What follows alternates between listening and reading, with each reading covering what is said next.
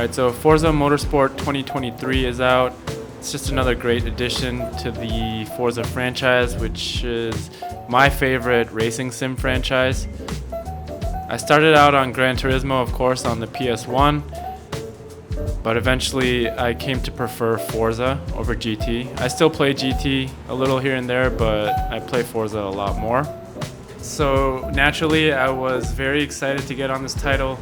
And in terms of gameplay, mechanics, new features, it has not disappointed at all. They've added a ton of new great features and ways to make it fun to play. That being said, I was a little bit disappointed in the technical performance. In my initial testing, I used my 4090 and maxed out all the settings and found that I was not even breaking 100 frames. And this is with DLSS enabled.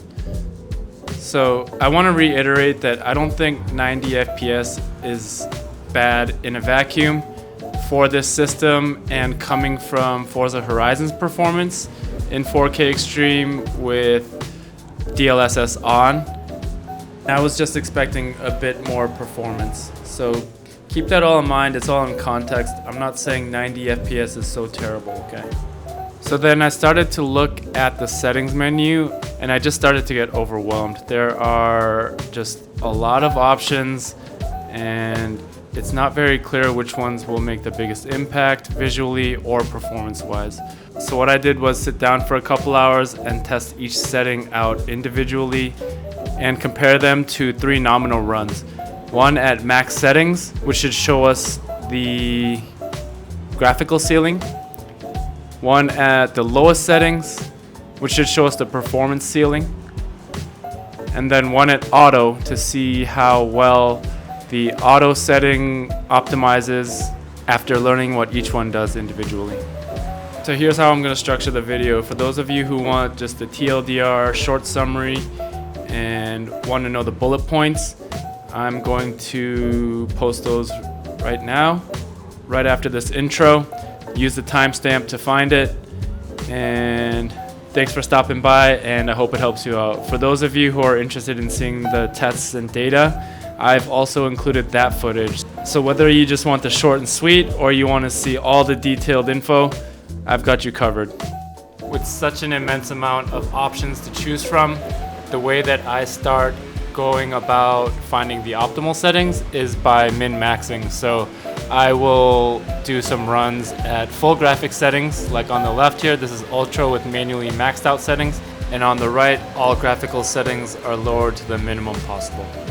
So I'm watching this in real time and I'm thinking I actually prefer the graphics on the low side as well as the performance.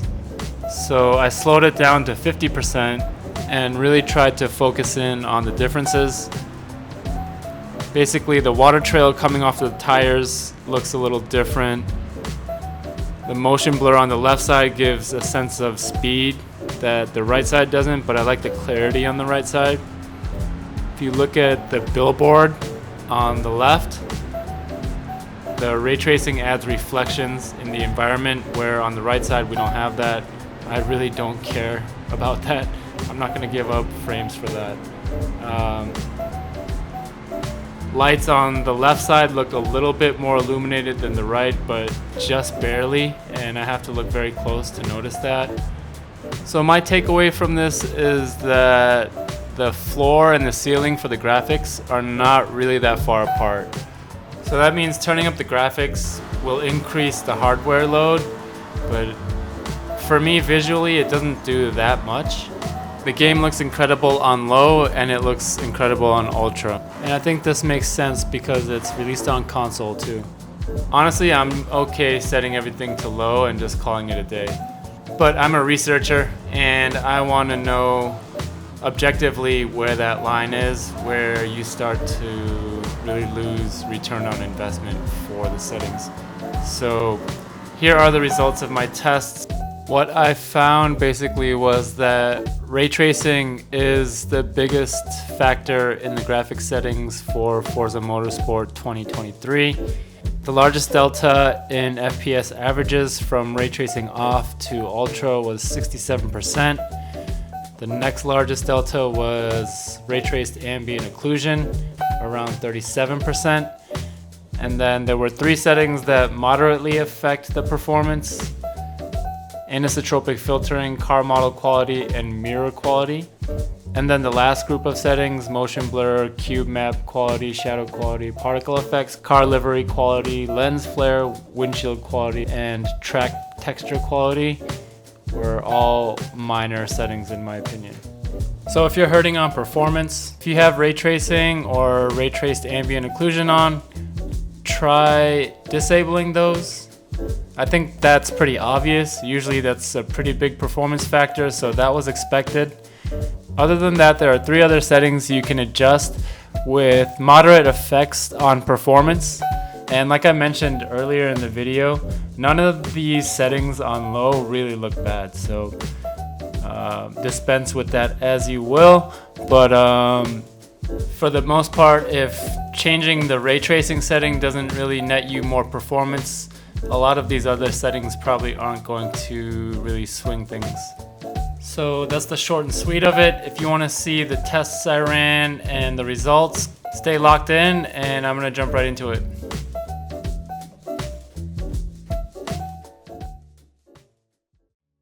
Okay, so here were the numbers for my nominal runs.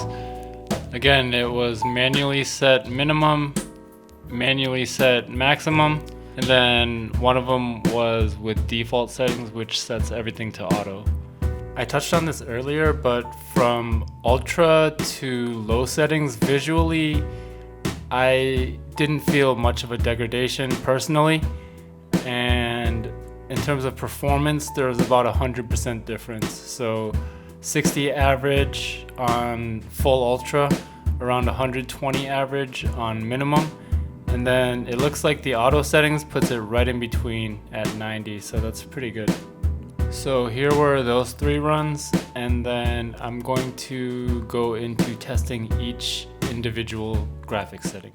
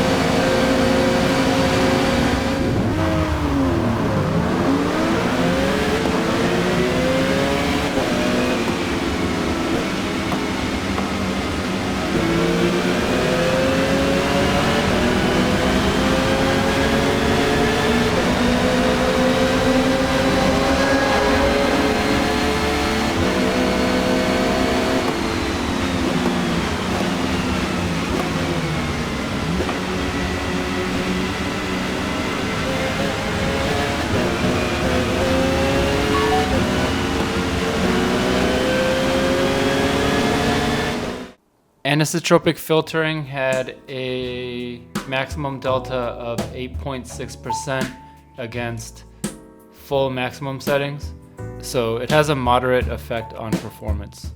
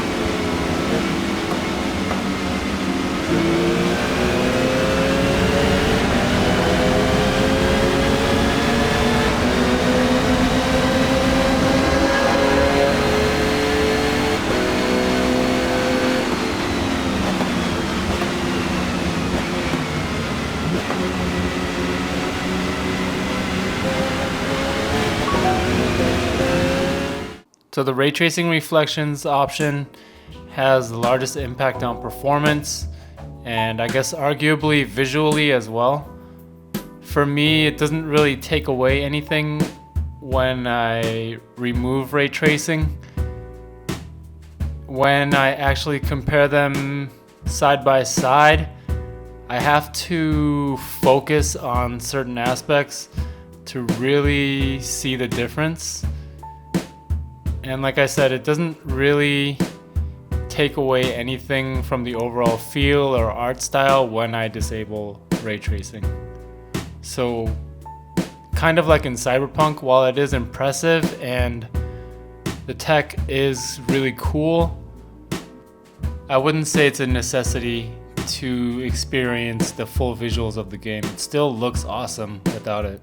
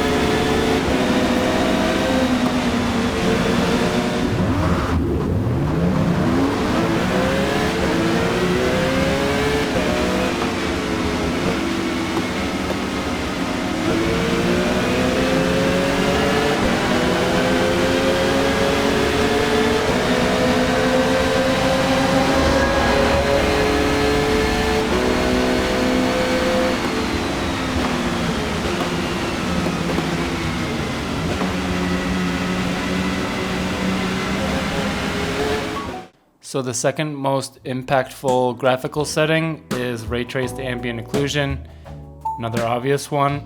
The largest delta for this setting was 36.5% from off to max.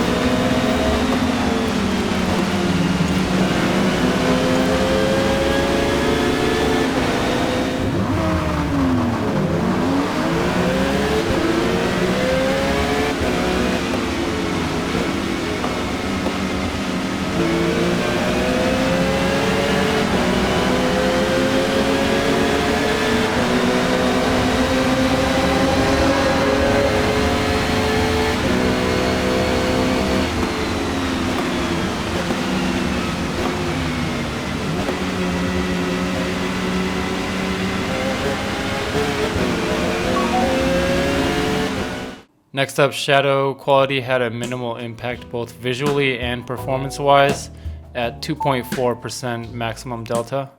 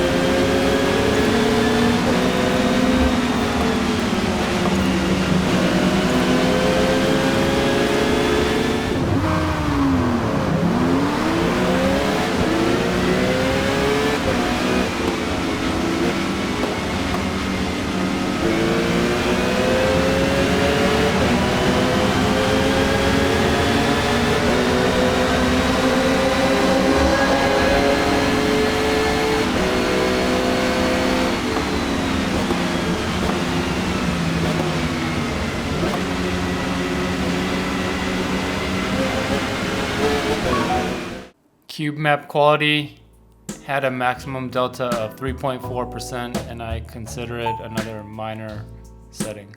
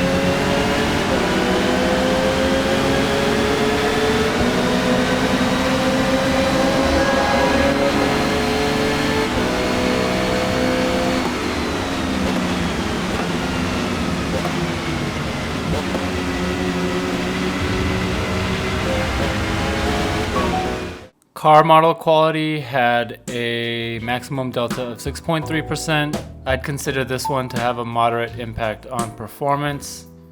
Graphics wise, I couldn't really tell the difference.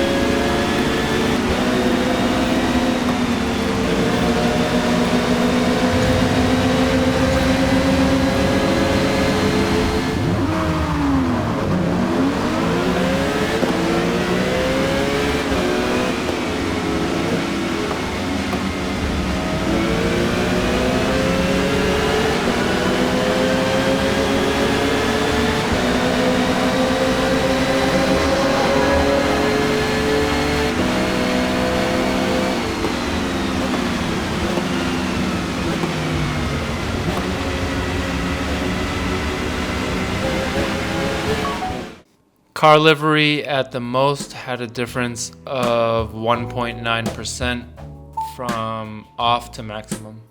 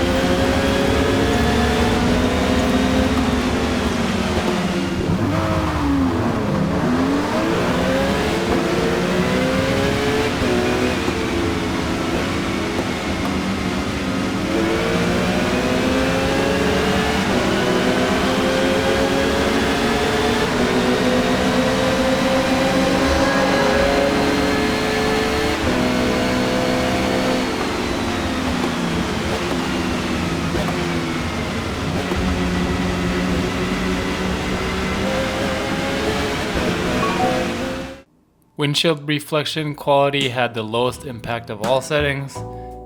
At the most, it was a 1.5% delta.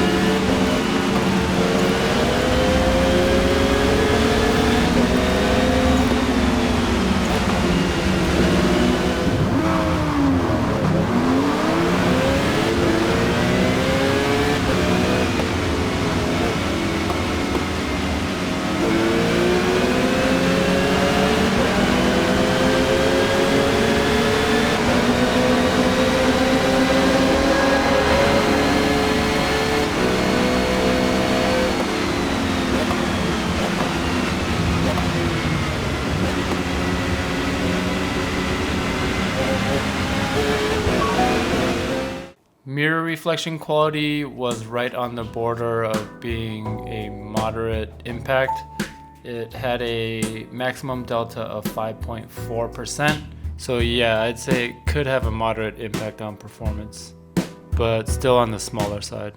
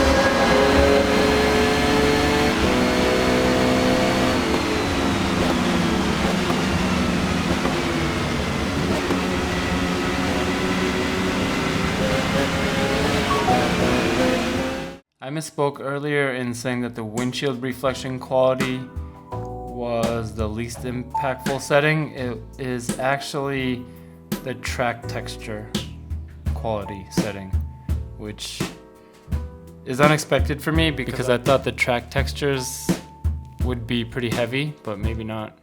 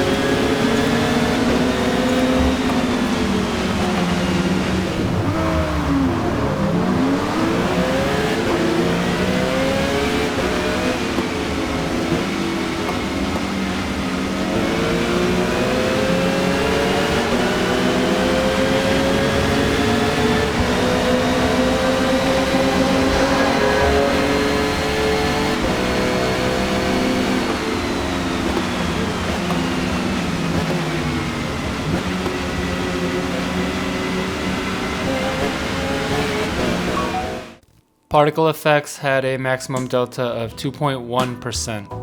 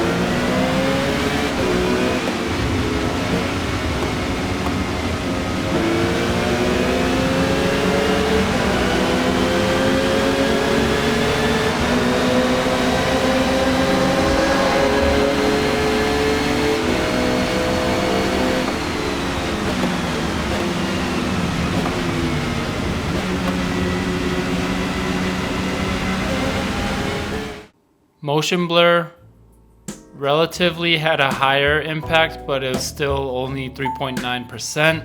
Visually though, I would say that it does make a large impact because the image looks a lot clearer with it off. The motion blur effect does add a nice impression of speed and going faster, but I also like the clarity with it off. So it comes down to a visual preference thing. I suggest you look at both settings. I suggest you test it out for yourself and see what you prefer.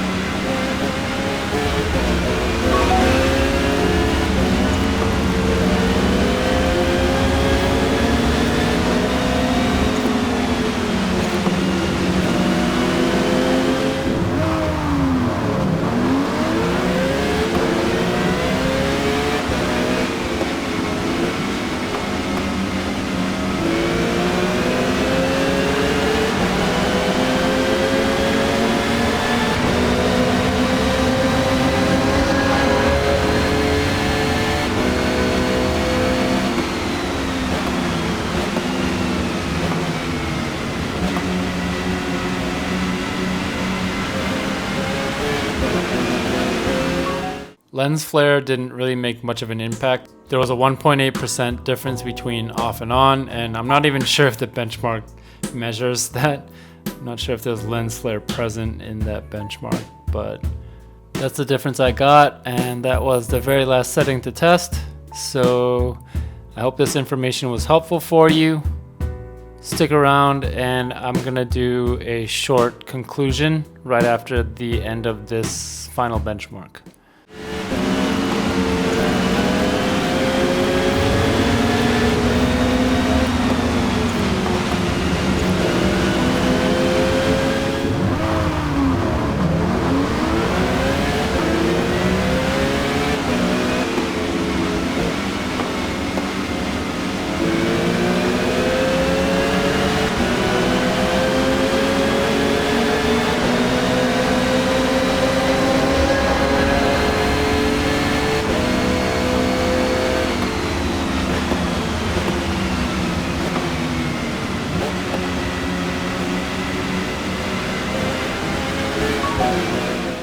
So that was a lot of information to absorb all at once. If you stuck with me through the entire video, thank you so much. And if you're just joining me at the end, thanks for tuning into my content at all. And the main takeaways are that using ray tracing reflections and ray traced ambient occlusion can pretty much cut your FPS in half. So if you're not really married to those two settings, you can probably get close to double the performance you're getting with those settings on.